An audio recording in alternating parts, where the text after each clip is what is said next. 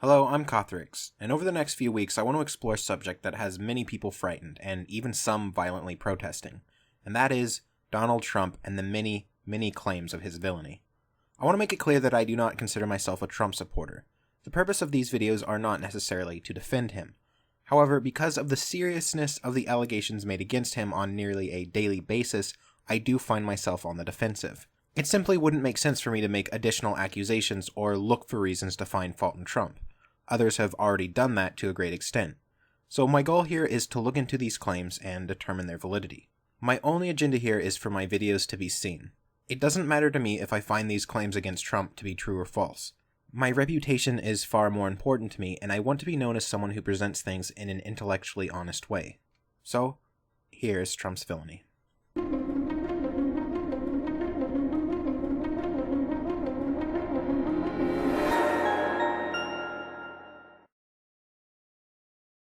Donald Trump has been quoted numerous times as a climate change denier.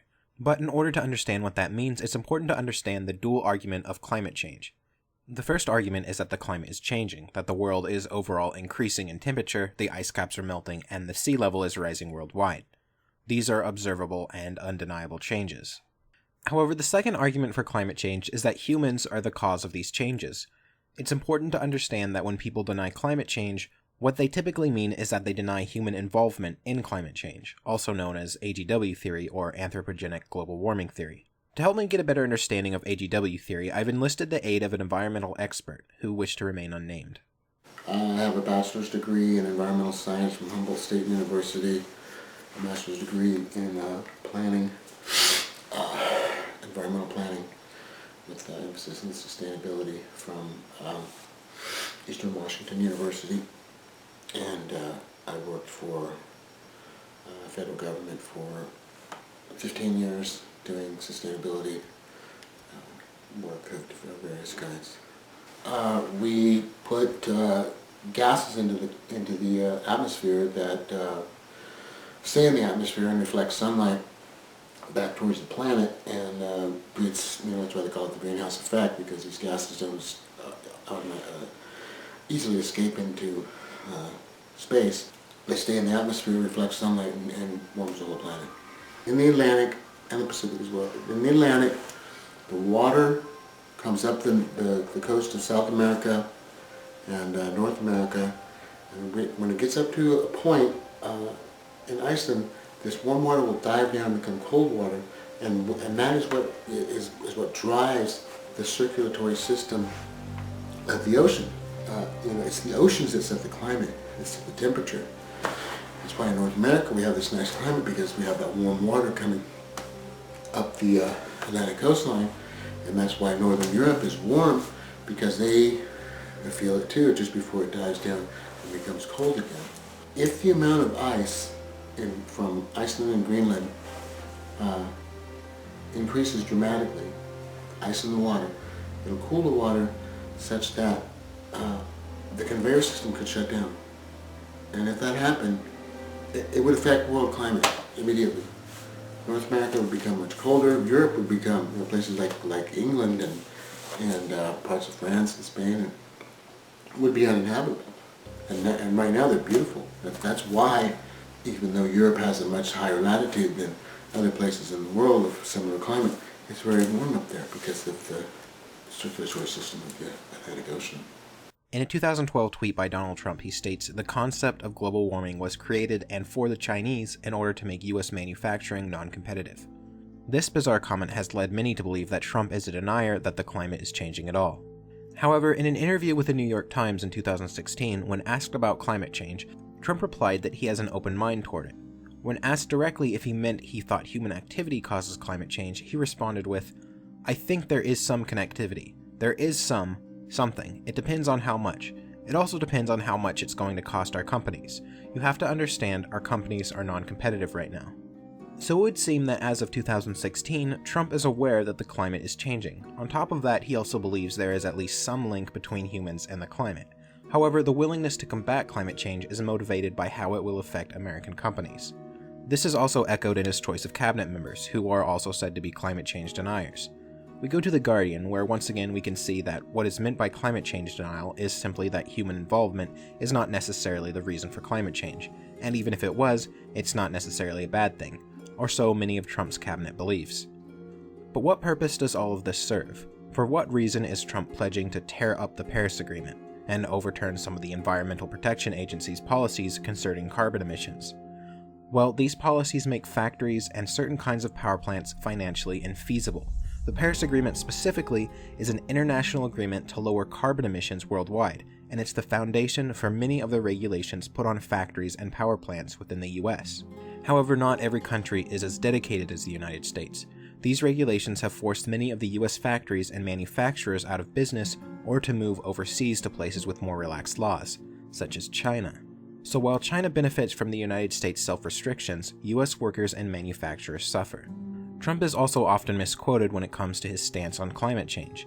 In his speech in 2016, he said that the power of weaponry today is the single greatest problem our world has, and it's not global warming like our president says, it's the power of weapons, in particular, nuclear.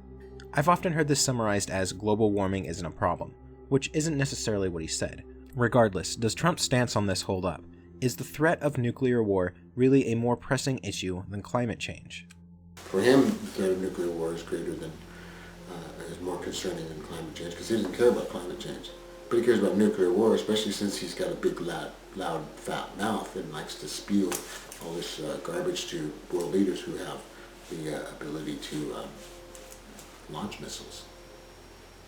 Trump is also said to have gagged certain scientific organizations like the USDA. However, the USDA has stated that this so-called gag order only applies to statements made in press releases and interviews related to policy, and that information regarding peer-reviewed research papers and food and safety announcements are unaffected and can still be shared with the public. Furthermore, this article states that NASA, who purportedly was also gagged, is not affected by the order. In another article about the same issue, the USDA was only asked to review websites and social media in order to remove references to the political priorities of the Obama administration. These actions are the same or similar to measures taken by the previous administration. It seems that the power and damage of the so-called gag order has been greatly overstated by the media. But let's look a little bit deeper into human-caused climate change. Is it really acceptable to deny that humans are causing the planet's climate to change? Over and over you'll see the statistic that 97% of scientists agree that humans are causing climate change. Where do they get this statistic? Well, it's from this, a scientific article called Quantifying the Consensus on Anthropogenic Global Warming in Scientific Literature. Let's take a look at it and see what it says. The purpose of this document is to look over scientific articles on climate change and determine if, by evidence given within them, a consensus can be reached on if humans are causing that climate change. Now, what they've done is taken about 12,000 different peer-reviewed articles, written by 29,000 different authors, and checked what percentage of them agree or disagree with the AGW theory. And of the articles that express an opinion, 97% of them do agree that humans are causing climate change. This is enough for most news publications to post that statistic. However, if we look a little bit deeper, we see a glaring problem with this number. This 97% only accounts for articles that express an opinion, and of all 12,000 articles, only 34% did express an opinion. That means that 66% of all articles did not express an opinion one way or another, presumably because there was not conclusive evidence confirming or denying AGW theory. The writers of this article then take that 66% and try to derive an opinion from the research in the articles. The results can be seen here. The two charts on the left are the original assessments, where you can see that about twice as many people have no opinion compared to those who agree with AGW theory. On the right, you can see that after reassessing those documents, there are almost as many papers given no opinion either way, compared to ones that agree with AGW theory. We can also see that there may not be a consensus elsewhere on the internet. PetitionProject.org is a petition signed by over 31,000 American scientists, urging the government to overturn certain international agreements that limit emissions. It states that there is no evidence that human release of CO2 is harmful to the environment and in fact are actually helpful to the environment. After all, greenhouse gases help plants grow. Furthermore, it states these emission limits only serve to hinder the advancement of science and technology. This site also lists a large amount of evidence that, if true, casts doubt on the legitimacy of the AGW theory. Is it possible that the 97% statistic is untrue? And if not, what agenda would these 31,000 scientists have to create this petition? Now I could go deeper. I could likely find websites that debunk everything from petitionproject.org and then find other articles that debunk those websites. The deeper I tried to go, the more I realized it was a never-ending cycle. So I have to ask myself, what agenda does each side have? The motivation for Trump and his cabinet is very clear. If they overturn some of these restrictive environmental laws, it means more factories and more power plants in the US, something Trump has pledged again and again to do. But how dangerous would that be for the planet? In my opinion, we've reached the tipping point already, and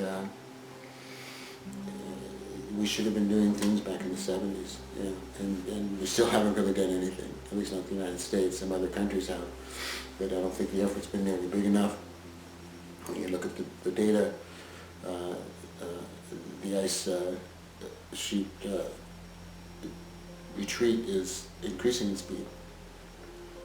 So I don't think there's any chance that we can stop some kind of catastrophic meltdown. Some of Trump's cabinet are also linked to big oil and energy, and would personally benefit from these restrictions being removed. But what about the other side? What agenda could scientists possibly have for pushing a narrative that there is a consensus over the AGW theory? No one can say for sure, I can only speculate. I think that a problem in the scientific community is that it too is run by money. You don't have a job unless you're working on some kind of research, and that research needs funding. Ideas that already have some sway with the general populace are more likely to receive funding than ones that don't. For example, a study that relied on public funding that set forth to prove definitively that climate change is caused by humans would receive many, many more times the amount of money than one that set forth to prove definitively that climate change was not caused by man. Not being part of the scientific community, I can't say for sure, but I also suspect that publishing an article that says something contrary to popular belief is likely to cause you to lose credibility or to be laughed out of the scientific community altogether, which has been a problem with the scientific community since the inception of science. Of course, these are only my speculations and could be entirely untrue. So as we draw to the close of this video, I hope that you can agree I have provided a fair analysis of some of these allegations regarding Trump and climate change. I will include all of my sources in the description, and I would suggest at least reading the scientific articles. If you have evidence that I'm wrong about something, please send it to me at @Cothrix on Twitter, as YouTube automatically flags comments with links. And if you have a lengthy rebuttal to this video, I would encourage you make a video on it instead of replying in text. Then send me a link for that on Twitter. I hope you've enjoyed this video, and join me next time as we go into some of the more serious allegations made against Trump. I'm Cothrix, and you have a wonderful day.